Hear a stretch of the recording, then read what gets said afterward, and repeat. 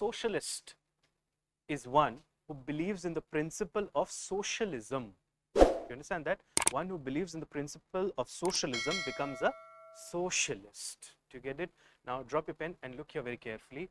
So the philosophy from which this word comes is socialism. Now what is socialism? Socialism is a socio-economic order in which the means of production are in government hands or public hands, because the government is public's entity. That's why you can say public ownership of the means of production. Do you get it? Now, what is means of production? Anything that produces goods or services is a means of production. Like, can an agricultural field be a means of production? What about a factory? What about an office? What about a hospital? Everything would be a means of production. What about a mine? Means of production. So in a socialist order, the means of production are in the hands of the government, and there is no space or very limited space for private property. If it's a communist order, there is no space for private property. All the property is in government hands. Do you understand that? Now, एक चीज देखो. Nowhere in the world socialism has been successful without a violent revolution. Keep this thing in mind.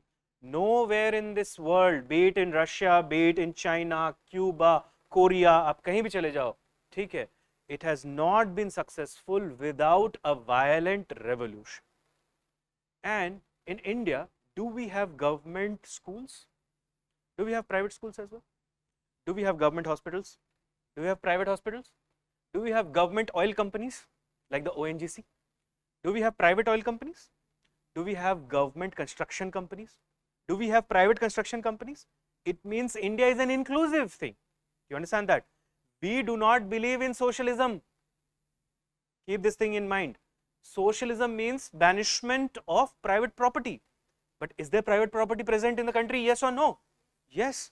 Our economy is a mixed economy.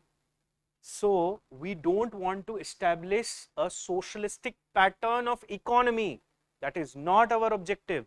Our objective is to establish a socialistic pattern of society. Do you understand that? A socialistic pattern of society is one which is based on the principles of equality and equity. Now, what is this? Equality means no discrimination among people.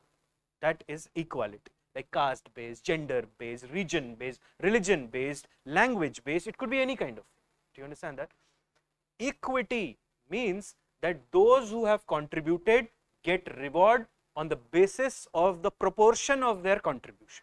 India does not believe in any ism, be it socialism or capitalism or any ism, but one ism, which is constitutionalism, and along with it one more ism, which is nationalism. Do you get that?